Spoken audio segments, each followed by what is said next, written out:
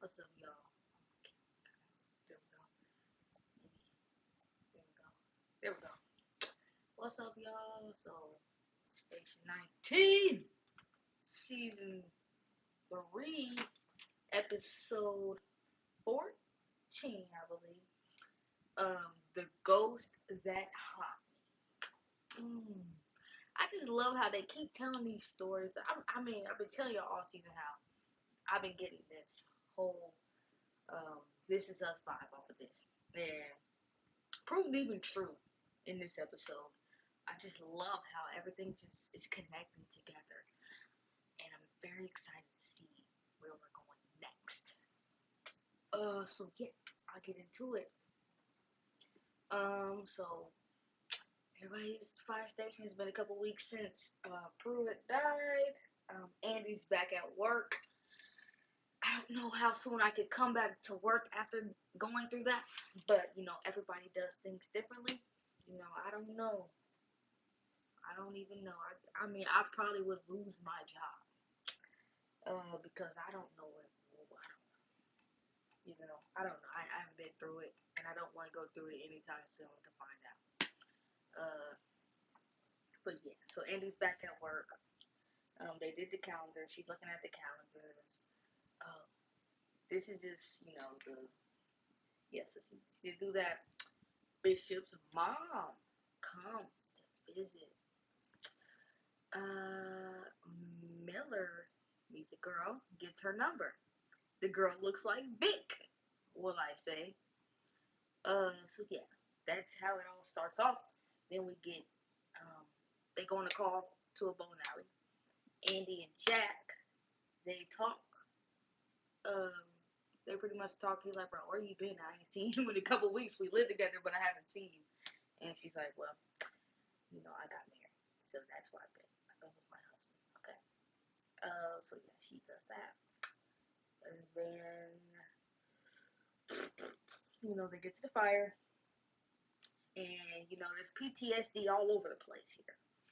Little Dixon, Proby, he's having PTSD. He can't go in the fire. And then we got Gibson, who's in the fire and afraid that he can't get out of the fire. So it's PTSD going around, all around here. And now that I think of it, Bishop lives in PTSD. She lives that every day. She lives based off of the fear that her father put in her when she was a kid. So yes, PTSD everywhere. Warren and Sullivan, they talk things out. They talk about how what he did and how he could put everything in jeopardy. Warren's whole thing is let's go to the people. Let's go tell them exactly what you did because bro, it just wasn't right. Um, we got blah blah blah blah blah blah. So it's like as Warren is talking to Sullivan, it's flashing back and forth, and he's talking to Pruitt, and I'm sitting here like, every time they do this, something goes down, and I'm like, something's going down. So then, come to find out, Pruitt tells a story about how there's this on one call that had him numb is when a whole family of 5 died, and it was a drunk teenager who got away with it, and the beat cop had let him off the hook because it was the mayor's son, and he did it just so that he could get a favor. And what ended up happening was he hit a group of people. He was drunk. He's a drunk kid, and he hit a family of 5, and they all died. And he said that's the one thing that made him numb. Now he just said Warren asked him what happened to the police officer, and he said he called in a favor. He called in that favor, and he was like, man, wow.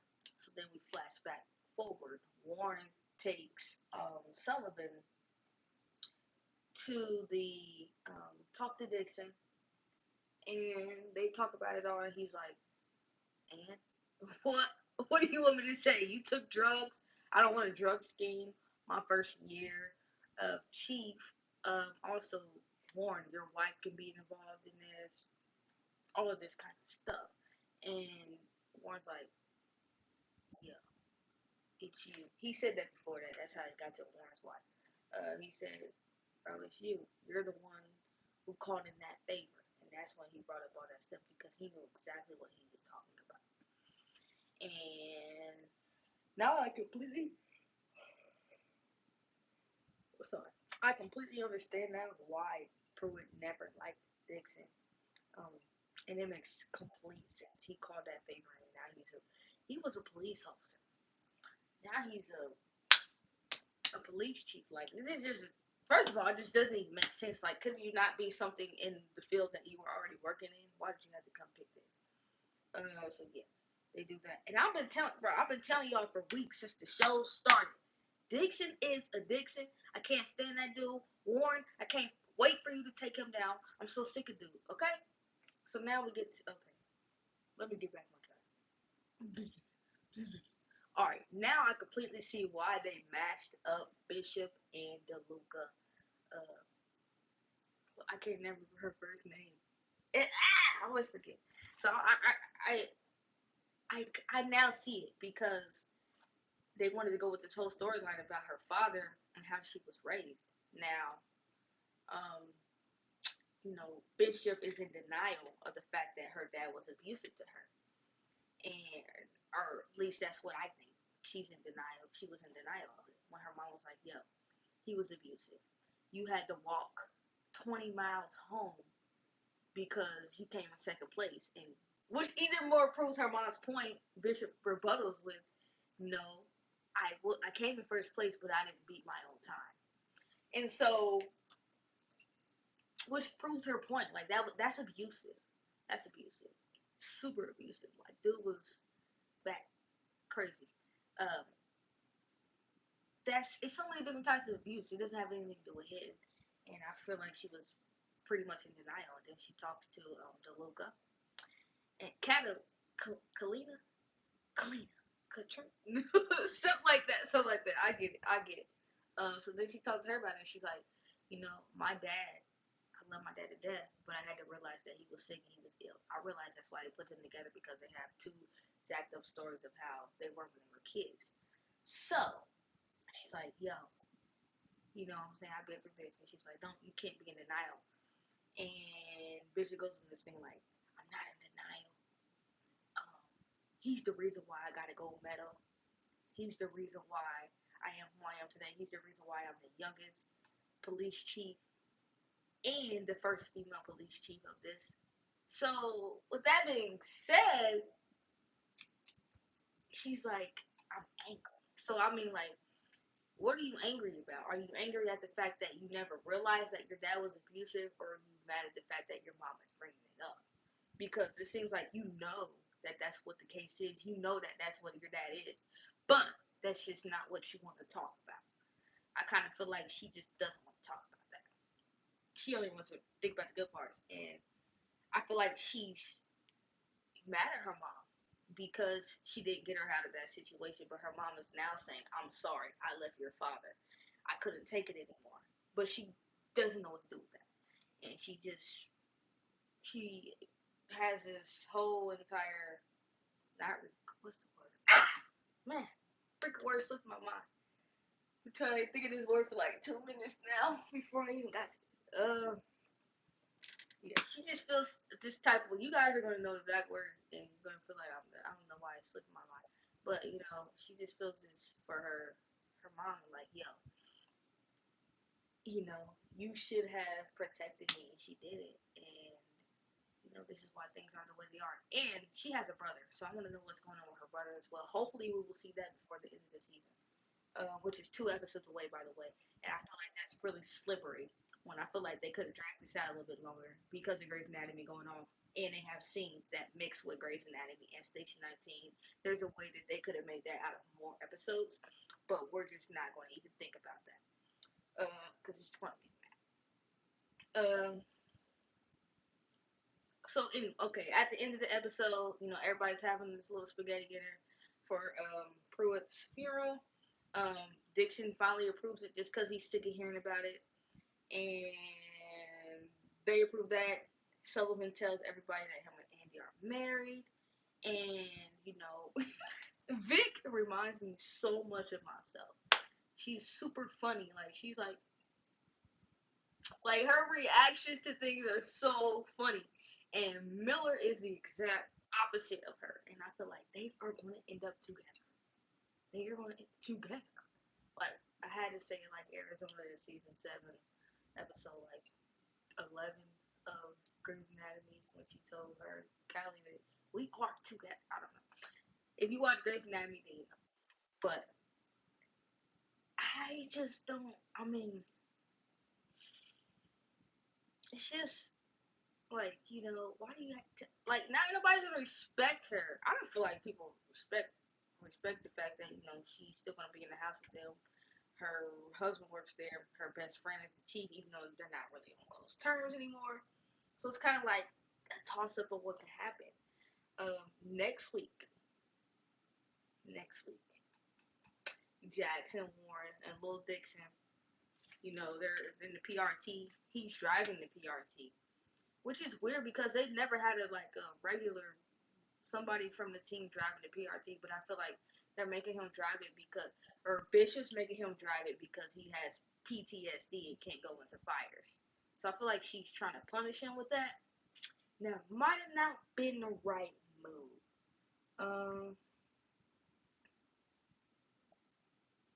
Yeah. So that's that.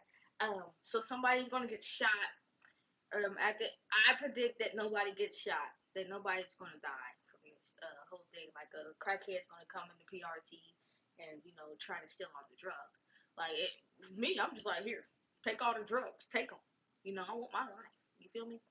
And that's that. But for show purposes, we know something's gonna happen. Jackson's in the PRT as well as Warren, and then Dixon. I don't know what they did with him. So somebody supposedly, a shot goes off. I honestly feel like the shot's going to go in the air. I don't feel like anybody's going to get shot. But if somebody were to get shot, I would say Jackson, because he has like zero storyline anymore on Grey's Anatomy. His storyline is minimal, so I feel like it could be him. So that would be okay with me. If it's Warren, I would be really, really mad. We have a strong black couple on a white TV show, and I don't want to see him get off. Even though, okay, Station 19 is full of interracial couples and all this kind of, but Grey's Anatomy is not. So that would kind of hurt that. So I'm like, come on, please don't kill this dude off. Like, come on. Like you can't let no successful black couple stay on the show. You already you Weber and Catherine are already done, or who knows if they'll be done. Then we had Jackson and Maggie, that didn't last. Jackson and Vic, that didn't last, but he had a whole baby with her. So we need more couples, a black couple or interracial couple, whatever, on Grey's Anatomy, and then that would be taken away from that because they still play their role together. They're so intertwined with each other. So that plays a role. I went on about a minute with that. But yeah, that's pretty much it. Like I said, I feel like they could have dragged this out a couple more episodes due to the fact that Grey's Anatomy went off 3 episodes early. There were some scenes in those Grey's Anatomy episodes that tied into Station 19. So I feel like they could have maybe made it one more episode, stretched it all out, and they could have stretched it out. Maybe I don't know how this stuff works, but in my mind, they could have stretched it out. Did they finish taping? I just want to feel like they finished taping something. So they could have done that. Who knows? Whatever. That's none of my business. But we'll see a little bit of Grey's Anatomy. Maybe that's what they did. Maybe they didn't. Maybe they did. Whatever. But anyways, I will see you guys next week. And comment, subscribe. Don't comment, don't subscribe. Whatever. Just do something.